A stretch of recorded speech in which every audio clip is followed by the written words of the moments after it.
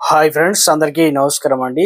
తెలంగాణ రాష్ట్ర వ్యాప్తంగా ఉన్నటువంటి ఆసరా, చేయుత పెన్షన్ లబ్ధాలకు సంబంధించి ప్రభుత్వం నుంచి ఇప్పుడిప్పుడే ఇంపార్టెంట్ ఫ్లాష్ అప్డేట్ అయితే రావడం జరిగిందండి. కొత్త పెన్షన్లకు సంబంధించి ఎప్పటి నుంచి ఇవ్వబోతున్నారు ఏంటి, అదే విధంగా ఉన్న పెన్షన్లకు సంబంధించి బ్రహ్మాస్త్రం వాడి పెన్షన్లకు సంబంధించి వీరిని తొలగించబోతున్నారు. బోగస్ పెన్షన్లకు సంబంధించి అక్రమార్కులు తెలంగాణ రాష్ట్ర వ్యాప్తంగా పెన్షన్లు పొందుతున్నారన్నమాట. సో ఆ వివరాలన్నీ కూడా వీడియోలో తెలుసుకుందాం. అదే విధంగా కొత్త పెన్షన్లకు సంబంధించి కూడా లేటెస్ట్ గా తాజా సమాచారం అయితే రావడం అయితే జరిగిందనమాట. ఈ రోజు ఉన్నటువంటి టాప్ 5 ముఖ్యాంశాలు ఏంటనేది అప్డేట్స్ తెలుసుకునేటువంటి ప్రయత్నం చేద్దాం. ఈ రోజు తేదీ చూసుకున్నట్లయితే ఏప్రిల్ 13వ తారీఖు అండి. టాప్ 5 ముఖ్య అప్డేట్స్ ఏంటనేది తెలుసుకునేటువంటి ప్రయత్నం చేద్దాం. ఫ్రెండ్స్, చివరి వరకు చూడండి, అర్థమవుతుంది.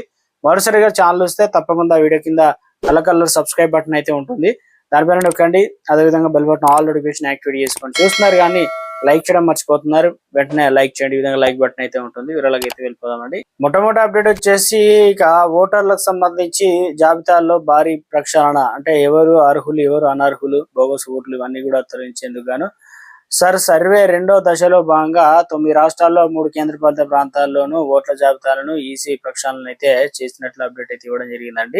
చర్చలు విఫలం, ఇక డిమాండ్ల పైన వెనక్కు తగ్గని అమెరికా, ఇరాన్. పాక్ లో అంతర్గతంగా ముగిసిన చర్చలు వెనుతిరిగిన ఇరాన్, అమెరికా బృందాలు. అణ్వాయుధాలు తయారీ పైన పీఠముడి, అర్ముజ్ పైన కొరబడిన ఏకాభిప్రాయం. చర్చల వైఫల్యం పైన పరస్పర ఆరోపణలు, నిట్టూర్పులు. ప్రపంచ దేశాలకు సంబంధించి మొత్తానికి ఒక అప్డేట్ అనేది ఇవ్వడం జరిగిందండి. మరో అప్డేట్ చూసుకున్నట్లయితే రిజల్ట్ అనేది రావడం జరిగింది కదా. గ్రామీణ గురుకుల ఇంటర్మీడియట్ ఫలితాల్లో సత్తా చాటిన విద్యార్థులు అనమాట. ఫస్ట్ ఇయర్ లో మొదటి స్థానంలో మెడ్చల్, అదేవిధంగా సెకండ్ ఇయర్ తొలి 3 స్థానాల్లో గ్రామీణ జిల్లా ముబ్బలపల్లి, ములుగు, ఆసిఫాబాద్ విద్యార్థులు ప్రతిభ కనబరిచారు. గురుకుల విద్యా సంస్థలో అత్యుత్తమ ఫలితాలు అయితే ఉత్తీర్ణత సాధించడం అయితే జరిగిందనమాట. ఇందులో ప్రధానంగా ఏదైతే ఫస్ట్ ఇయర్ లో 92.7%, అదేవిధంగా సెకండ్ ఇయర్ లో వచ్చేసి 94.09 ఉత్తీర్ణత. ఈసారి ఇంటర్ ఫలితాల్లో బాలికల కంటే ఇక పై చేయి.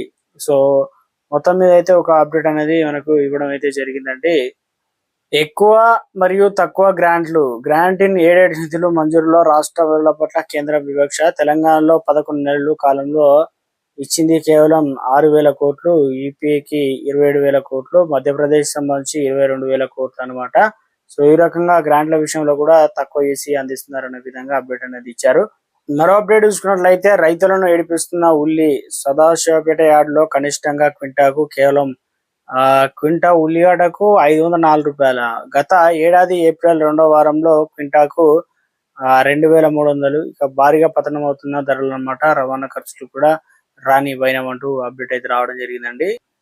పెన్షన్ లబ్ధిదారులకు సంబంధించి అప్డేట్ అనేది ఇవ్వడం జరిగిందండి. సో ముఖ్యంగా తెలంగాణ రాష్ట్రంలో పెన్షన్లకు సంబంధించి ప్రభుత్వం అధికారంలోకి రాకముందు 6 గ్యారెంటీల్లో ఇక ప్రభుత్వం ఆసరా పెన్షన్లు కూడా ఉండడం జరిగింది. దాదాపు 2 సంవత్సరాలు గడుస్తున్నా కూడా పెన్షన్ల పెంపు అనేది లేదన్నమాట. అయితే చాలా మంది అక్రమార్కులకు సంబంధించి పెన్షన్లు పొందుతున్నట్లు ప్రభుత్వం దృష్టికి రావడం జరిగింది. వారిపైన స్పెషల్ ఫోకస్ పెట్టిందనమాట. సో ఇప్పటికే ఆర్టిఫిషియల్ ఇంటెలిజెంట్ సాయంతో అనర్హులను ఎంతమంది ఉంది ఏంటనేది దీనిపైన స్పష్టత కోసం ప్రభుత్వం సర్వే అనేది నిర్వహిస్తున్నారు. దీంట్లో ప్రధానంగా ఏం చెప్తున్నారు ఏంటంటే పెన్షన్ల పైన ఫోరెన్సిక్ ఆడిట్ అన్నమాట ప్రత్యేకంగా. సో వివిధ సంక్షేమ పథకాల్లో అనర్హులను, అక్రమార్కులను లబ్ధి పొందుతున్నారు. ప్రభుత్వం చేయించినటువంటి ఒక పైలట్ సర్వేలో తేలిందనమాట. ఈ జాబితాల్లో పీజీ టీచర్లు ఉన్నారు, ఎస్జిటి ఉన్నారు, ఇక టీజీటీ పబ్లిక్ హెల్త్ మేనేజర్ లెక్చరర్లు, అదేవిధంగా 2 జిహెచ్ఎంసి అసిస్టెంట్ ఇంజనీర్లు, ఇక 5 సివిల్ ఇంజనీర్లు వీళ్ళు కూడా ఉన్నారని చెప్తున్నారు. దాదాపుగా 50,000 మంది ఉద్యోగులు, రెగ్యులరైజ్ గ్రాంట్ ఇవన్నీ కూడా కాంట్రాక్ట్ అవుట్సోర్సింగ్ ఉద్యోగులు సంబంధాలు కూడా ఉన్నట్లు, దీంట్లో ఇతర వారు కూడా ఇంక్లూడింగ్ అయినట్లు చెప్తున్నారు.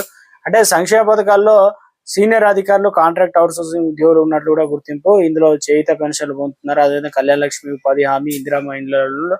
సో అదేవిధంగా 2-3 ఏళ్ల క్రితం చనిపోయిన పింఛన్దారులు అకౌంట్లో డబ్బులు కూడా జమ అవుతున్నాయి. తాజా పట్టణాల్లో అనర్హులకు పింఛన్లకు సంబంధించి సో ఇందులో ప్రధానంగా చూసుకున్నట్లయితే ఎవరిని తొలగించబోతున్నారు ఏంటనే దానిపైన చూసుకున్నట్లయితే తెలంగాణ రాష్ట్రంలో ముఖ్యంగా గ్రామీణ ప్రాంతంలో అయితే పెన్షన్లు తీసుకునేటప్పుడు ముఖ్యంగా ఆధార్ కార్డు, అదేవిధంగా పోస్ట్ ఆఫీస్ లో ఏదైతే బుక్ ఉంటుంది, అదే విధంగా ఫేస్ అథెంటికేషన్ ద్వారా పెన్షన్లు అయితే పొందుతున్నారు. ఇక ఒక్కరు కూడా అక్రమంగా అనర్హులకు సంబంధించి పెన్షన్లు అనేది రావడం అయితే లేదు. కానీ ఇందుకు సంబంధించి 2026 ఏప్రిల్ నాటికి ముఖ గుర్తింపు ఇతర తనిఖీల ద్వారా వివిధ కేటగిరీలో పింఛను పొందుతున్న వారి దాదాపుగా ఇక మరణాలు అంటే అనర్హత ఆదాయం అదేవిధంగా ఆధారంగా మొత్తం దాదాపుగా 3,01,074 మంది సంబంధించినటువంటి ముఖ్యంగా దరఖాస్తులు అనేది వచ్చాయన్నమాట. దాంట్లో కొంతమంది తొలగించినట్టు చెప్తున్నారు. 2026-27 కొత్తగా వచ్చేసి ఇప్పుడు తెలంగాణ రాష్ట్రంలో చేయుత పెన్షన్లు మంజూరుకు సంబంధించి ప్రభుత్వం కసరత్తు చేసింది. ఇందులో ముఖ్యంగా రెగ్యులర్ ఉద్యోగులు ఉన్నారు, అదేవిధంగా గ్రాంట్ ఎయిడెడ్ ఉద్యోగులు, ఇక వివిధ రకాల కాంట్రాక్ట్ ఉద్యోగులు ఉన్నారన్నమాట. అవన్నీ కూడా పట్టణ ప్రాంతంలో ఉద్యోగులు అయితే నిమగ్నమయ్యారన్నమాట. సో ఇటు ఉద్యోగాలు చేసుకుంటూ ఇట ఉల్లంఘన చేస్తూ ఉన్నారన్నమాట ఆసరా పెన్షన్ లబ్ధాలకు సంబంధించి.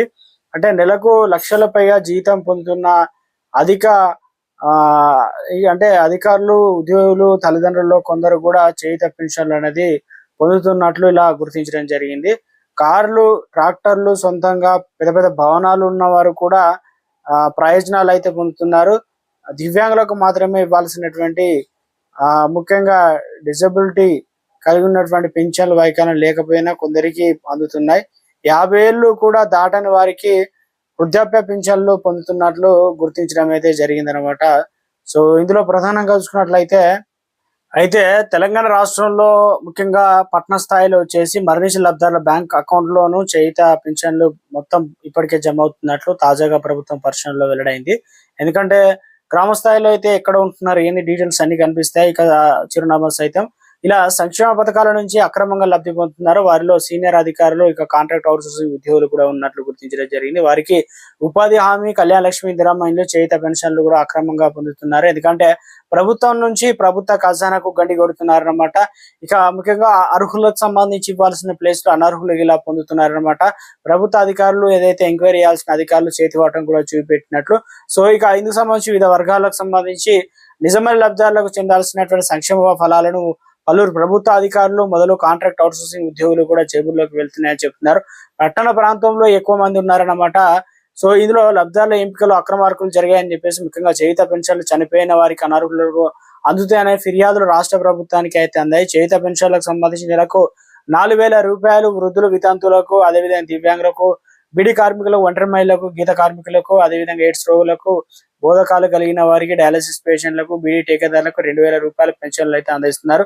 ఇక కార్పొరేషన్, మున్సిపాలిటీలోనే ఫిజికల్ వెరిఫికేషన్ చేపట్టాలని గ్రామీణ దారిద్ర్య నిర్మూలన సంస్థ వచ్చేసి సెర్ఫ్ అనేది ఆదేశాలు జారీ చేసింది. ఎందుకంటే పట్టణ ప్రాంతంలో సామాజిక తనిఖీ ప్రత్యేక బృందాలు నిర్వహించి ఫిజికల్ గా వెరిఫికేషన్ చేస్తూ అందులో విసిపోయే విషయాలు బయటికి అనేది వచ్చాయన్నమాట. ఆసరా పింఛన్ల పథకంలో మొదలు పెట్టాక పట్టణ ప్రాంతంలో లబ్ధిదారులు వ్యక్తిగత హాజరు అవసరం లేకుండా వారి బ్యాంకు ఖాతాలో పింఛన్ నెల నెల డబ్బులు సొమ్ము జమ కావడం వల్ల దీంతో పింఛన్ అనేది పేరులో ఉంటే సరిపోతుంది, ఎక్కడి నుంచి అయినా ఎప్పుడైనా తీసుకునే వెసులుబాటు ఇచ్చారు కాబట్టి జీవించి ఉన్నారా లేదా అనేది కూడా తెలియని పరిస్థితి అయితే ఉంది చాలా మంది.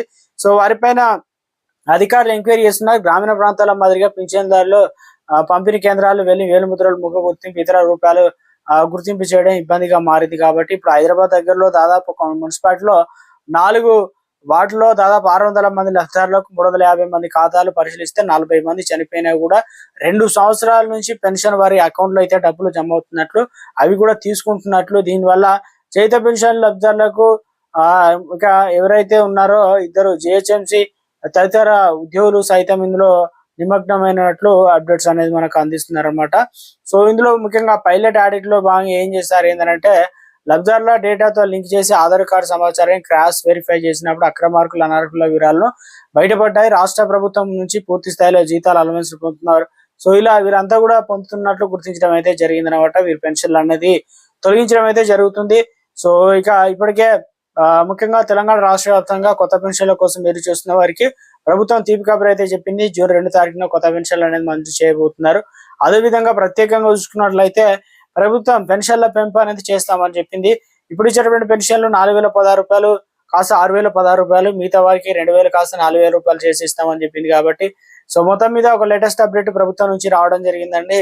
సో ఈ నెల ముఖ్యంగా 1,000 రూపాయలు లేదా 500 రూపాయల పెంపు అనేది వచ్చే అవకాశాలు అయితే ఎక్కువగా ఉన్నట్లు సిద్ధపడుతున్నట్లు అప్డేట్స్ కూడా రావడం జరిగిందండి. ఇది ప్రస్తుతం ఉన్నటువంటి ఆసరా పెన్షన్ లబ్ధిదారులకు సంబంధించి కొన్ని తాజా సమాచారం అన్నమాట.